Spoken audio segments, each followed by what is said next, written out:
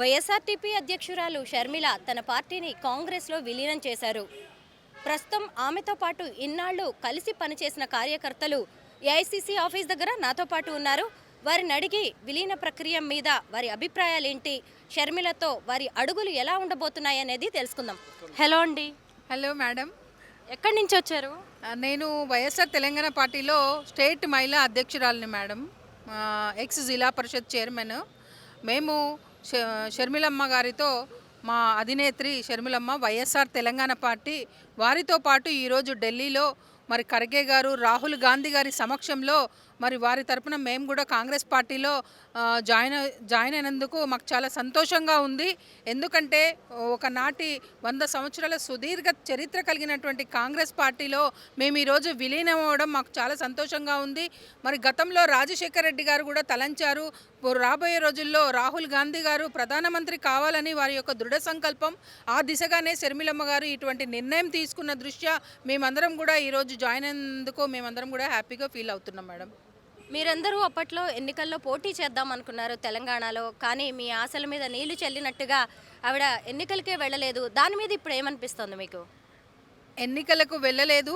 ఎందుకంటే BRS party లోకల్గా తెలంగాణలో ఉన్నటువంటి బీఆర్ఎస్ పార్టీని మేము ఒక చరమ గీతం పాడాలి, అక్కడ అవినీతి అక్రమాలు ఎక్కువగా జరుగుతున్నాయనే షర్మిలమ్మ గారు తలంచి పార్టీని పెట్టడం జరిగింది. పార్టీని పెట్టడమే కాకుండా నిరంతరం పార్టీ కోసం కృషి చేయడం జరిగింది. మరి ఉద్యమకారులైతేనేమి, అమరవీరులైతేనేమి, ముఖ్యంగా జాబ్స్ ఇస్తానని చెప్పారు, ఆ రోజు జాబ్స్ కూడా ఇవ్వలేదు. దానికోసం మేము ఇందిరా పార్క్ దగ్గర ఆ రోజు ఫైట్ చేయడం జరిగింది. మరి రైతు రుణమాఫీ చేస్తామన్నారు, ఆ గవర్నమెంట్లో ఏ పనులు కూడా జరగకపోవడం దృష్ట్యా షర్మిలమ్మ గారు ఆ రోజు గట్టిగా ఫైట్ చేయడం, మేమందరం కూడా తనతో పాటు మరి ప్రయాణం చేయడం, తను కూడా 3800 కిలోమీటర్ల పాదయాత్ర చేయడం జరిగింది. ప్రజలందరూ జైలు పలికారు.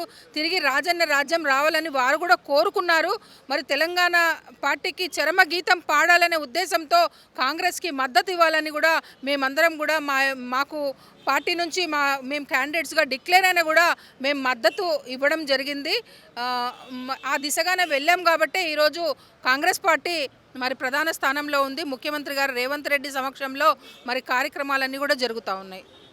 నేను జగనన్న వదిలిన బాణాన్ని అంటూ ఒకప్పుడు షర్మిల వైఎస్ఆర్సీపీ కోసం పనిచేశారు. ఇప్పుడు ఇదే షర్మిల వచ్చి మళ్ళీ కాంగ్రెస్తో చేతులు కలుపుతున్నారు, వాళ్ళతో కలిసిపోతున్నారు. బయట నుంచి చూస్తున్న కార్యకర్తలకి, మీ అభిమానులకి ఇదంతా కరెక్టే అనిపిస్తోందా?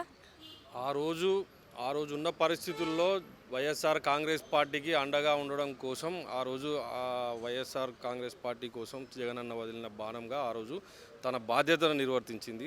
దాని తర్వాత తెలంగాణలో ఉన్నటువంటి వైఎస్ఆర్ అభిమానుల కోసం మాత్రమే తను తెలంగాణలో పార్టీ పెట్టి మొదట జిల్లాల వారీగా సమీక్షలు చేసి ఆత్మీయ సమ్మేళనాలు నిర్వహించి ఇక్కడ రాజన్న అభిమానులు రాజన్న రాజ్యం లేకుండా ఇబ్బందులు పడుతున్నారని చెప్పి తను భావించిన మీదట తను వైఎస్ఆర్ తెలంగాణ పార్టీ అని ఒక రాజకీయ పార్టీని స్థాపించి తెలంగాణలో కేసీఆర్ను గద్దె దింపడం కోసం సుదీర్ఘ పాదయాత్ర ఏదైతుందో 3500-600 కిలోమీటర్ల పాదయాత్ర 33 జిల్లాలు మొత్తం జిల్లాలను చుట్టింది.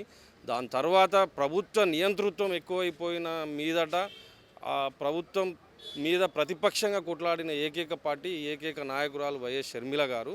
కాబట్టి తెలంగాణలో రాజ్యాన్ని మనం సాధించాలని అంటే మనకు ఇంకొన్ని శక్తులు, ఇంకొన్ని పార్టీలతో వెళ్ళాల్సిన అవసరం ఉందని చెప్పి తను కాంగ్రెస్కి మద్దతు ఇవ్వడం జరిగింది. కాంగ్రెస్ వాళ్ళ మద్దతు కోరిన మీదటనే పోటీ చేయకుండా వాళ్ళ త్యాగం గొప్పది గెలుపు కన్నా అనే ఒకే ఒక ఆలోచనతో కాంగ్రెస్ పార్టీ గెలుపులో ఇవాళ షర్మిల గారు ఏదైతుందో మా వైఎస్ఆర్ తెలంగాణ పార్టీ ముఖ్య భూమిక పోషించి గెలిపించడం జరిగింది. గెలిచిన తర్వాత వాళ్ళు మా వల్ల మేము చేసిన కష్టం వల్ల, మేము చేసిన త్యాగం వల్ల గెలిచినామని చెప్పి వాళ్ళ గ్రాట్యూడ్ కృతజ్ఞతతోని మమ్మల్ని వాళ్ళ పార్టీలోకి ఆహ్వానించడం జరిగింది. అందరు నాయకులతో చర్చించిన మీదటనే ఈరోజు కాంగ్రెస్లోకి మేము విలీనం జరగడానికి నిర్ణయం తీసుకున్నాం.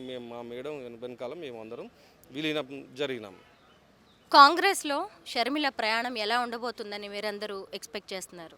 ఆమె మొత్తం ఆంధ్రప్రదేశ్కు తెలంగాణకి కాకుండా దేశం మొత్తం కూడా పేరు తగ్గిన నాయకురాలు. ఆమె రాజశేఖర రెడ్డి బిడ్డగా ఆంధ్రప్రదేశ్లో మరి తెలంగాణ 2 రాష్ట్రాల్లో కూడా ఆమె స్టార్ క్యాంపెయినర్గా ఆమె సేవలను వాడుకోబోతున్నారు.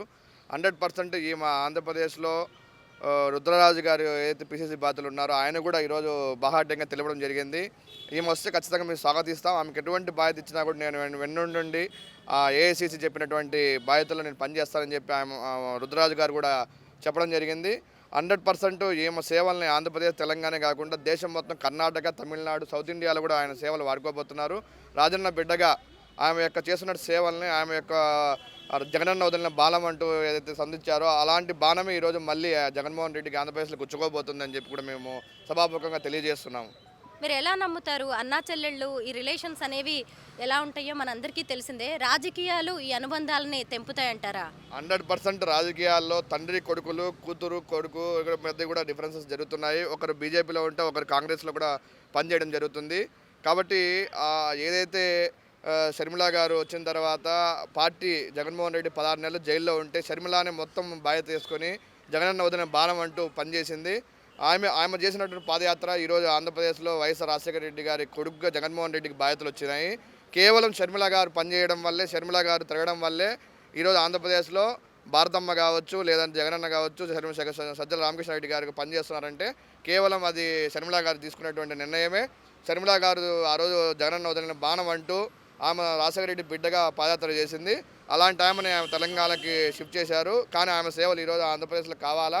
ఆమె ఖచ్చితంగా జగన్మోహన్ రెడ్డి గారికి పొడవడానికి ఈరోజు ఆంధ్రప్రదేశ్లో ఆమెను మరి తిరిగి తీసుకొస్తున్నారు.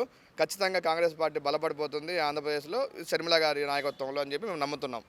ఎంతో టాలెంట్ ఉన్న షర్మిల ఒకరికి ఎప్పుడు ఒక వెపన్లా, ఆయుధంలా ఉపయోగపడుతున్నారే తప్ప తనను తాను నిలబెట్టుకోలేకపోతున్నారు అనే ఒక ఆరోపణ కావచ్చు, వాదన ఉంది. దాన్ని ఏమంటారు?